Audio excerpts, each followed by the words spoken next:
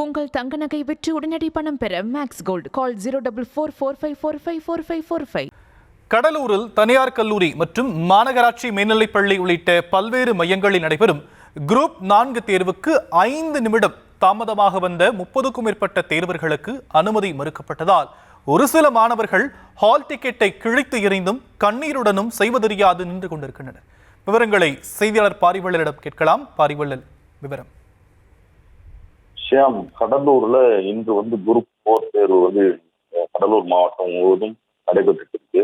இந்நிலையில பாத்தீங்கன்னா கடலூர் மஞ்சக்குப்பம் தனியார் கல்லூரி மற்றும் பள்ளியில கிட்டத்தட்ட ஒரு 10க்கும் மேற்பட்ட மாணவர்கள் 5 நிமிடம் தாமதமாக வந்தனால் உள்ளே அனுமதி மறுக்கப்பட்டது.